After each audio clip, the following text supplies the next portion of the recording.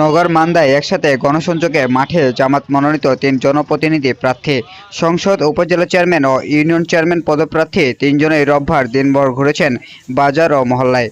জনগণের সঙ্গে শুভেচ্ছা বিনিময় করে তারা তুলে ধরেন উন্নয়ন ও ইনসাফভিত্তিক শাসনের প্রতিশ্রুতি।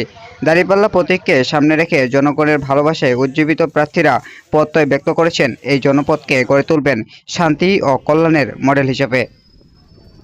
আমাদের নওগাঁ প্রতিনিধি হাবিব আমজাদের পাঠানো ভিডিও তথ্যে দেখুন বিস্তারিত।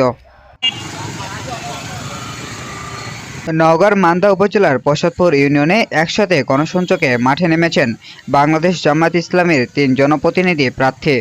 রোববার ৬ জুলাই দিনভর ইউনিয়নের বিভিন্ন বাজার, মহল্লা ও গুরুত্বপূর্ণ স্থানে সাধারণ মানুষের সঙ্গে কুশল বিনিময় ও পরিচিতিমূলক প্রচার চালান তারা।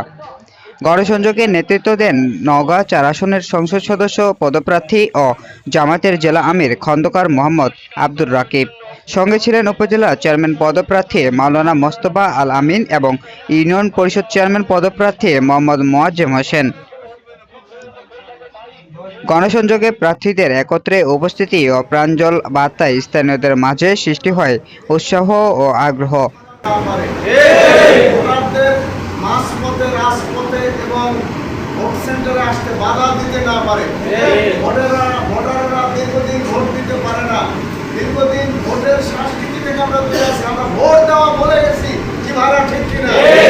অনেকে এলাকার উন্নয়ন, রাস্তাঘাট, শিক্ষা, স্বাস্থ্য সহ নানা সমস্যা তুলে ধরেছেন।